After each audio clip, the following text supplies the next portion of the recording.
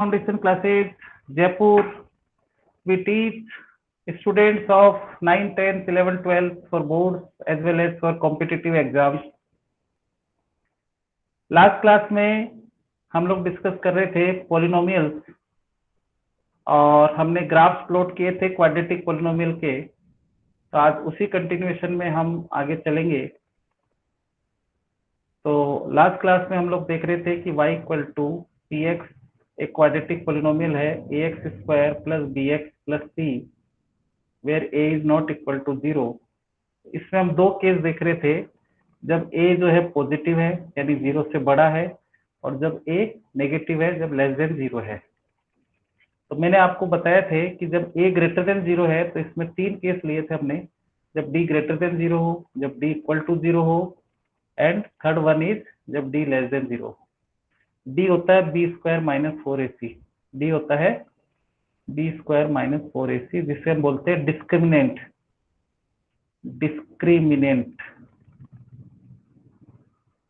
और इस डिस्क्रिमिनेंट की वैल्यू पे ही हमारा सारा दारोमदार रहता है। क्वाड्रेटिक पॉलिनोमियल जब भी होता है तो हम सबसे पहले डी फाइन करते हैं। जब डी ग्रेटर देन 0 है तो एक्स एक्सिस को दो जगह ग्राफ प्लॉट करेगा। वो पैराबोला जो बनेगा, जो कर्व बनेगा क्वाड्रेटिक पॉलिनोमियल का, जो हम ग्राफ प्लॉट कर रहे थे, तो वो एक्स एक्सिस को दो जगह इंटरसेक्ट करेगा। जब डी इक्वल टू 0 है तो वो एक्स एक्सिस को टच करते हुए जाएगा, और जब डी लेस देन 0 है तो एक्स एक्सिस को इंटरसेक्ट ही नहीं करेगा, ऊपर से चला जाएगा। अब वो कहाँ से जाएगा एग्जैक्टली वो हम अलग बात है, क्योंकि इतना ऊपर रहेगा, बट वो एक्स एक्सिस को टच ही नहीं करेगा, न इंटरसेक्ट करेगा, न टच करेगा, न एक्स एक्सिस के नीचे जाएगा। जब इंटरसेक्ट ही नहीं करेगा तो नीचे कहाँ से जाएगा? अब वो हो सकता है कि वो इतना ऊपर से नीचे चला जाए वापस, या और भी ऊपर से चला जाए, या इधर से जाए।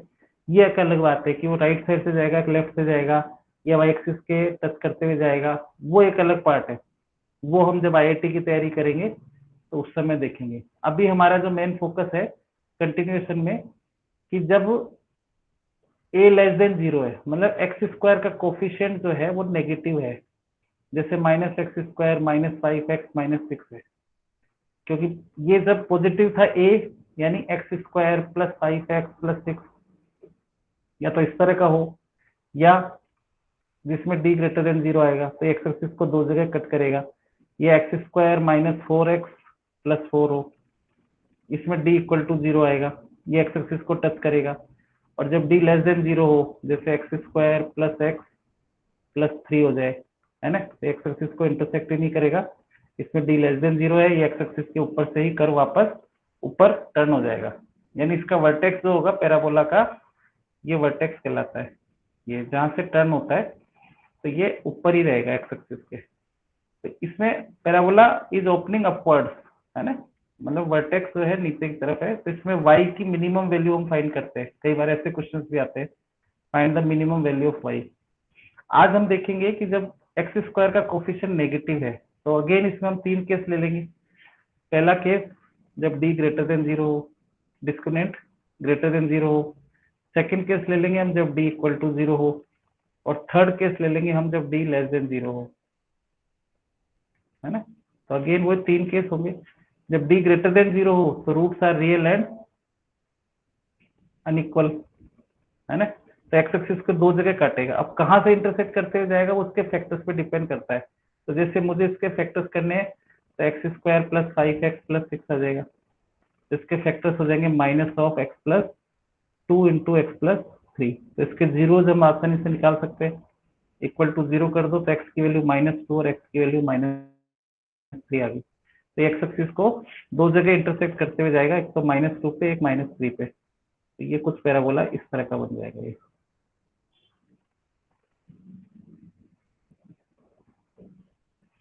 ये इसका वर्टेक्स होगा। तो ये इसके वर्टेक्स के कोऑर्डिनेट कैसे फाइंड करते हैं ये हम नेक्स्ट वीडियो में बताएंगे। अभी हमारा पर्पज है सिर्फ शेप को सब देखना, कि जब a लेस देन 0 है तो पैराबोला, और जहां भी एक्स एक्सिस को दो जगह काट रहा है वो इसके जीरोज है।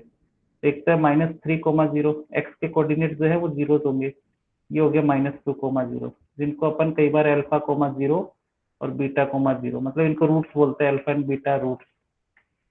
ठीक है, तो रूट्स हमेशा दो होंगे क्वाड्रेटिक पॉलिनोमियल के, but number of zeros maximum दो होंगे।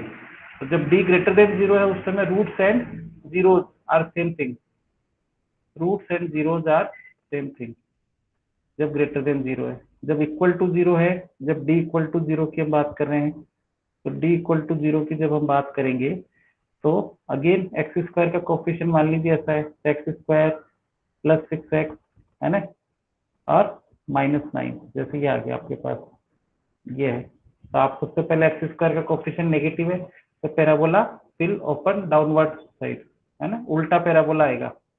तो पहले इसके फैक्टर करने हैं, तो एक्स स्क्वायर माइनस कॉमन ले लिया तो -6x+9 आ गया। तो अगेन ये -(x-3) इंटू x-3 इसके फैक्टर्स आ गए। तो 3,0 पे टच करते हुए जाएगा, बट ये डाउन साइड खुलेगा, डाउनवर्ड इसका ऐसा रहेगा ये पैराबोला। तो वर्टेक्स इसका 3,0 आ गया, जिसके जो दोनों रूट्स है वो 3 और 3 हो गए, और रूट 2 हो गए, रूट्स तो 2 हो गए, बट 0 एक ही आएगा, x equal to 0 is the only value of x, जो इसमें पुट करने पे y की वैल्यू 0 आएगी।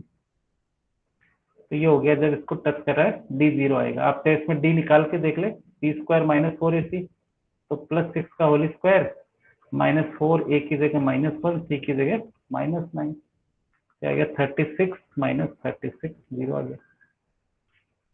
तो ये रियल एंड इक्वल रूट्स कहते हैं इसको, रियल एंड इक्वल रूट्स। वास्तव में दो रूट्स आए और दोनों इक्वल है, 3 and 3। अब जब d लेस देन 0, तो d लेस देन 0 है, इसका भी एक पॉलिनोमियल ले लेते हैं हम, -(x²-x) और -(2) ले लेते हैं। सबसे आसान कैलकुलेशन, आसान रहेगी हमारे लिए, राइट। यहाँ पे चाहो तो -2x ले लो, है ना। तो इसके पहले क्या करेंगे, पर माइनस कॉमन ले लो, x² + 2x + 2 आ गया। अब आप चाहो तो पहले इसका d निकाल के देख लो, b² - 4ac, तो b² - 4, a की जगह -1, c की जगह -2, तो 4 -8 आ गया, माइनस माइनस प्लस हो गया, माइनस ही रहेगा, तो 4 2 = 8, 3 बार माइनस आ गया तो माइनस ही आएगा, -4 जो कि लेस देन 0, ठीक है ना। तो मैंने माइनस कॉमन ले लिया, माइनस कॉमन लेने से मेरे को क्या फैक्टर्स करना, बट फैक्टर्स तो मैं अभी भी नहीं कर पाऊंगा, फैक्टर्स तो अभी भी नहीं हो पाएंगे। तो y इक्वल टू, मैंने इसको लिख लिया -(x² + 2x) को एक जगह लिख लिया, +2 को सेपरेट कर दिया।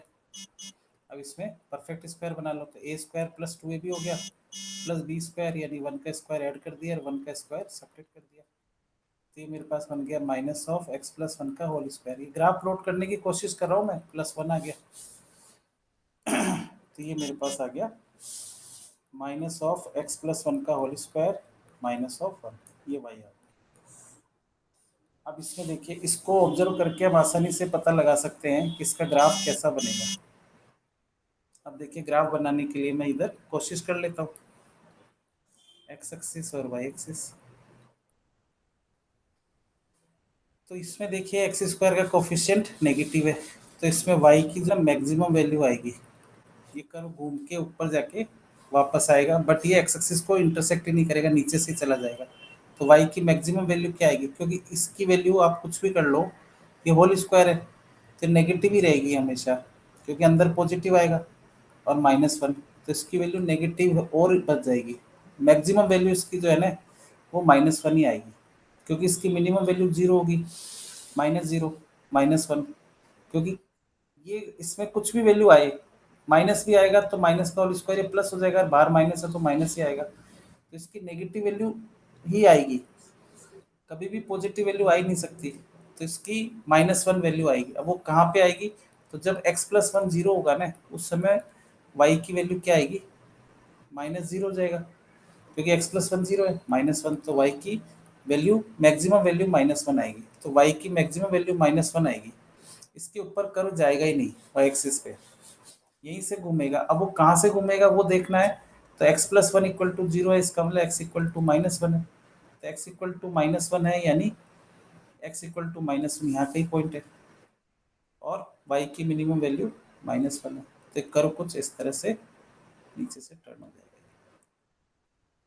ये ऐसी शेप आएगी। तो इसका वर्टेक्स जो होगा होगा -1, -1, ये वर्टेक्स होगा। वर्टेक्स के कोऑर्डिनेट्स कैसे फाइंड करते हैं ये हम अगले वीडियो में ढंग से देखेंगे। अभी हमारा ऑब्जेक्टिव जो था वो ये था कि जब भी क्वाड्रेटिक पॉलिनोमियल में एक्स स्क्वायर का कोफिशिएंट नेगेटिव होता है, यानी लेस देन जीरो होता है, एक्स स्क्वायर का coefficient A is less than zero, तो पैराबोला डाउनवर्ड डायरेक्शन में ओपन होगा, उसका मतलब उल्टा पैराबोला बनता है। तो जनरली ऐसे केसेस स्टूडेंट्स टेंथ वाले कम हैंडल करते हैं। जो अच्छे स्टूडेंट्स हैं 9th 10th के, जो आईजेएसओ की तैयारी है, एनटीसी की तैयारी कर रहे हैं, जिनको पढ़ना अच्छा लगता है, या फिर जो बच्चे 11th में आईआईटी की तैयारी करना चाह रहे हैं, वो स्टूडेंट जो है ऐसे कंसेप्ट को पढ़ने में इंटरेस्ट लेते हैं। तो ऐसे वीडियोस मैं रेगुलर बेसिस पे डालता रहता हूँ। यदि आपको अच्छा लगा हो तो आप इसे लाइक करें, इस चैनल को सब्सक्राइब करें, ताकि आपको जब भी मैं कोई नया वीडियो अपलोड करूं, और कमेंट सेक्शन में जाके कमेंट्स करें, आपको जो भी इसमें कमियां लगती है तो आप मुझे बताएं, या आपको कुछ एक्स्ट्रा पढ़ना हो तो वो मुझे बताएं, मैं उस टॉपिक पे या उस कंसेप्ट पे वीडियोस बना के आपको अपलोड कर दूंगा। Thank you very much, have a nice day.